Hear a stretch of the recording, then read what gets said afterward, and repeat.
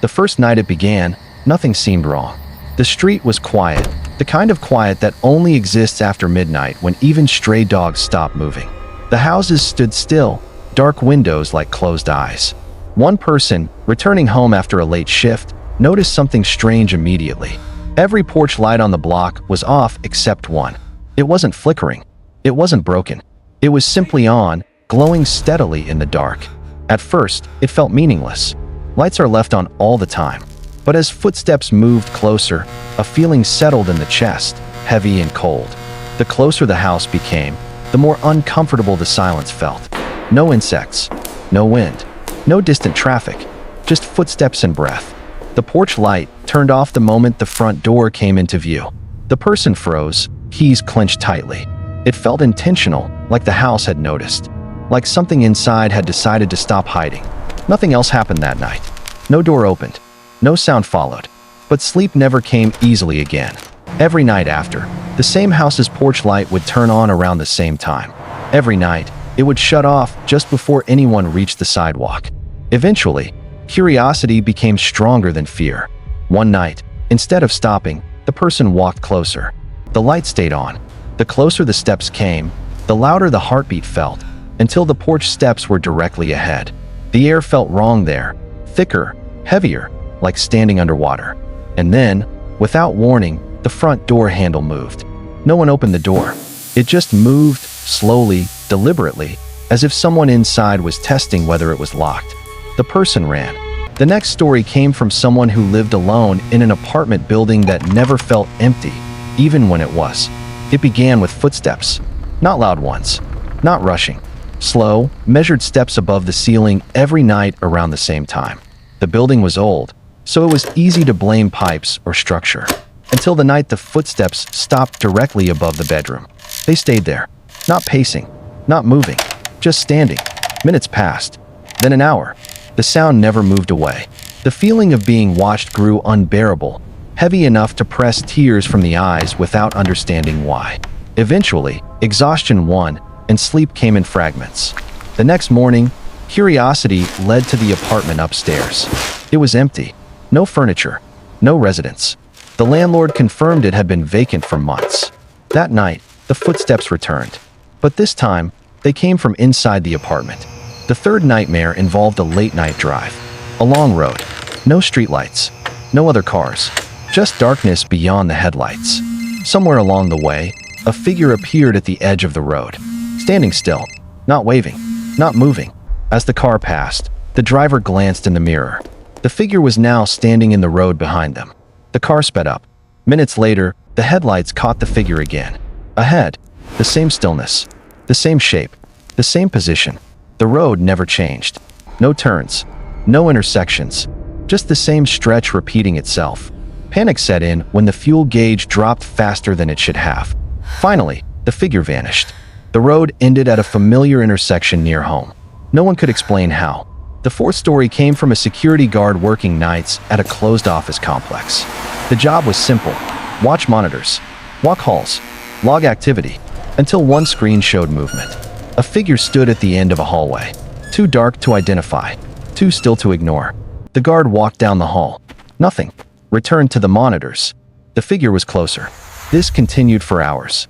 Each time the guard approached the location, nothing was there. Each time the screen refreshed, the figure moved closer to the camera. Eventually, the figure filled the screen. The monitor shut off. Behind the guard, something breathed. The fifth nightmare happened in a home that never felt empty. It started with doors being found unlocked in the morning, then lights turning on during the night, then the sound of something shifting in rooms no one was in. One night, the homeowner installed a camera.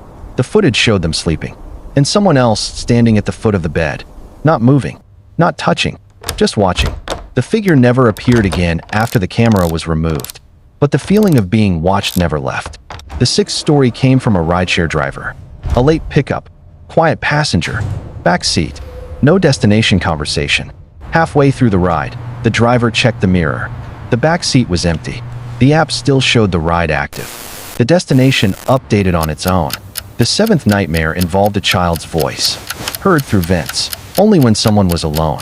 The eighth story took place in a hospital after visiting hours. A nurse walking empty halls heard footsteps matching her pace. When she stopped, they stopped. When she walked, they walked. She turned suddenly.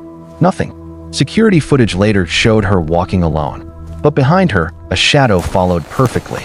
The ninth nightmare came from a phone call. Answered at 3 a.m. Silence on the line. Then breathing. Then a whisper. "I'm outside." The doorbell rang seconds later. No one was there. The 10th story was the worst because it didn't end. It was the feeling that something followed people home from these experiences. Not a thing that attacked. Not a thing that revealed itself. Just a presence. Something that waits until the lights go out. Something that stands just outside the edge of vision. Something that knows when you're awake and when you're pretending to sleep. People like to believe these are just stories, but the people who lived them never forgot. And tonight, as you listen, ask yourself something quietly. How sure are you that you're alone right now? One woman described it as the moment the world felt staged. She worked late shifts at a small grocery store and walked home every night just before 1 a.m. The route never changed. Same streets, same lights, same closed shops. One night, she noticed a man standing across the street near a bus stop.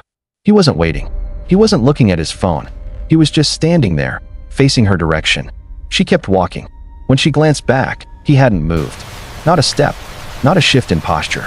Something about that stillness made her stomach tighten. People don't stand like that. Not for long. The next night, he was there again. Same spot, same position. The third night, she crossed the street to avoid him. He was already on her side. Closer this time. Still not moving. She never saw him walk. Never heard footsteps. He was simply nearer than he should have been. Her heart raced as she hurried past, refusing to look at his face. That night, she locked her door and sat in silence, listening to her own breathing. Around 2 a.m., someone knocked. Slow, deliberate. 3 times. She didn't answer. The knocking stopped. Then came the sound of someone standing on the other side of the door. Not trying the handle. Not leaving. Just standing there. When she finally looked through the peephole, the hallway was empty. She moved away a month later.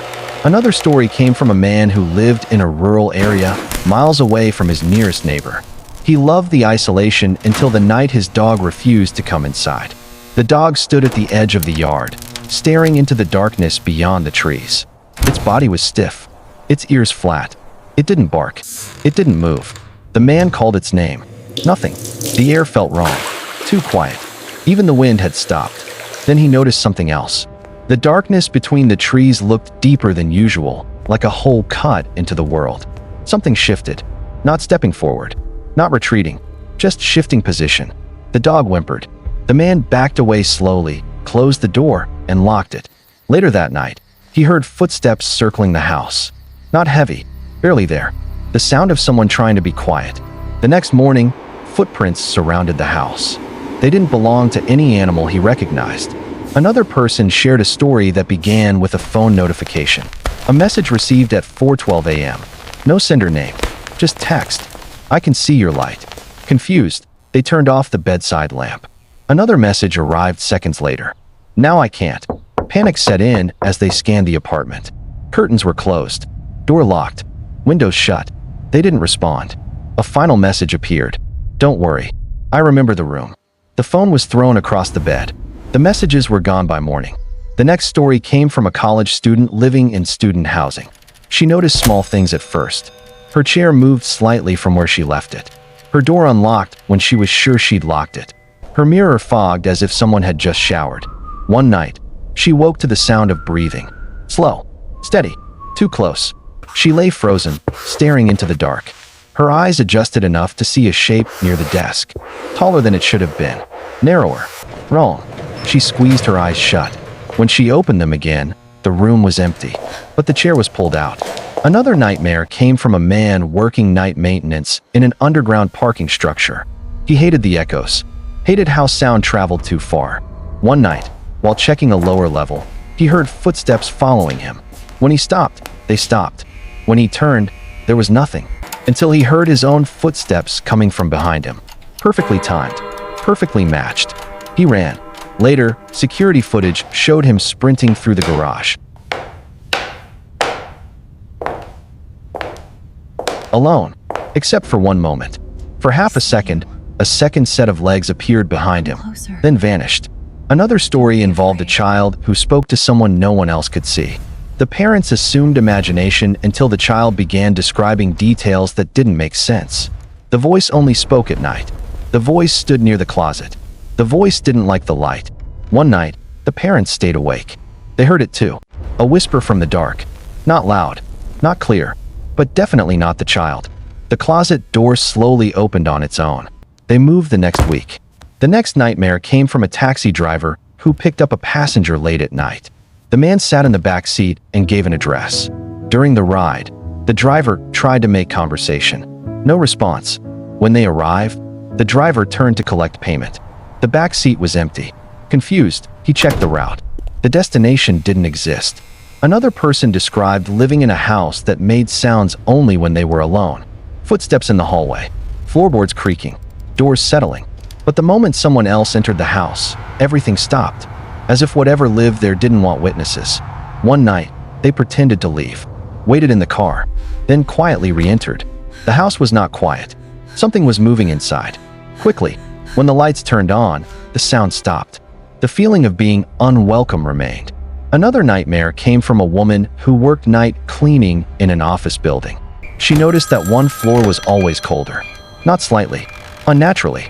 Her breath fogged the air. One night, while cleaning that floor, she heard a voice behind her.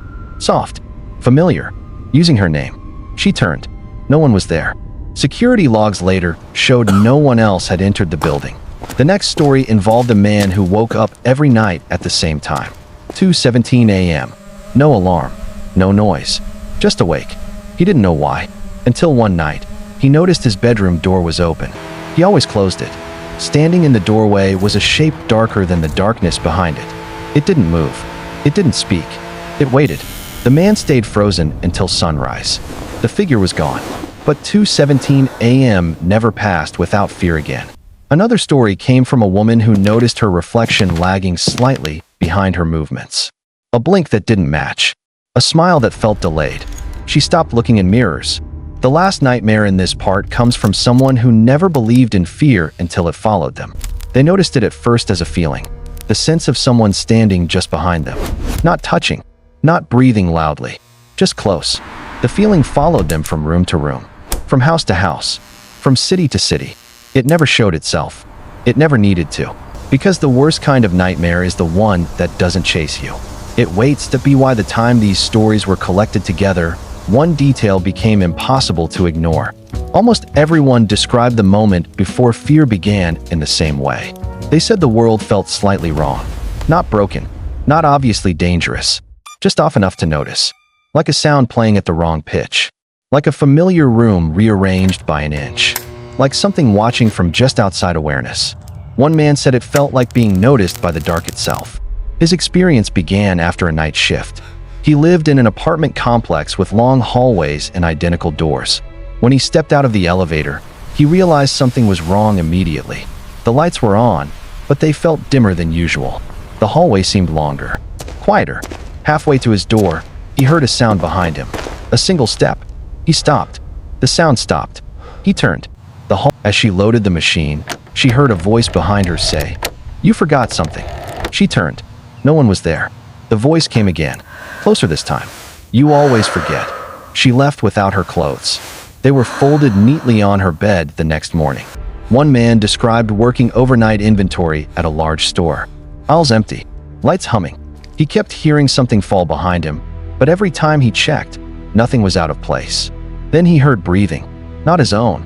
It came from the end of the aisle. He called out, "Silence." He walked closer. The breathing stopped. Security footage later showed him standing alone. But the audio recorded something else. A second breath. Another nightmare came from a family who moved into a house that felt too quiet. No creaks, no settling, no normal house sounds, just silence. Their child began waking up crying, saying someone stood in the doorway at night. Someone tall, someone who bent their head to fit. The parents checked every night. Nothing. Until one night, the mother woke up and saw the shape too. It stood perfectly still. When she reached for the lamp, it stepped backward into the hallway and vanished. They sold the house within months. Another story involved a man who liked to jog at night. Same route, same time, same pace. One night, He noticed footsteps matching his exactly. He slowed. They slowed. He stopped. They stopped. He turned. Nothing. He ran. When he reached home, his fitness tracker showed 2 heart rates recorded for the entire run. One belonged to him. Another didn't. A woman shared a story about waking up to her phone flashlight turning on by itself. The light pointed toward her bedroom door. Standing there was a shadow that blocked the light, but had no shape she could describe. It wasn't solid. It wasn't smoke. It was absence. The light shut off. The shadow remained. She hid under the covers until morning. Another person described a night when every electronic device in the house turned on at once. TV, phone, radio, all playing different sounds. Then silence. Their name whispered from the hallway. They didn't answer. The whisper repeated. Closer. They locked themselves in the bathroom until sunrise. The final accounts became harder to separate. People who had never met described seeing the same things. A figure that never moved unless unseen. A presence that stood at doorways. A voice that spoke softly and never repeated itself. Most disturbing of all was how the stories ended. Not with confrontation, not with escape, but with continuation. Many said the experiences didn't stop. They just changed. The footsteps faded, but the feeling remained. The shadows vanished, but the sense of being observed stayed. Sleep became difficult. Silence became unbearable. Darkness no longer felt empty. One person said the fear wasn't in what they saw. It was in what waited. Because whatever it was didn't need to appear anymore. It had already been noticed. And once something knows you can see it, it doesn't need to hide. People like to believe that nightmares belong to sleep. That horror ends when the story does. But the people who shared these experiences never described relief. Only adaptation. They learned to sleep with lights on. To avoid mirrors. To keep doors closed. To never answer voices at night. And even then, some of them still wake up at the same time every night. Feeling watched. Listening. Waiting. And if you're listening to this right now, in the quiet, in the dark, with the room still around you, pay attention to how the silence feels. Because the most common detail in every single story was this. The moment they realized they were no longer alone came long after something else realized it first.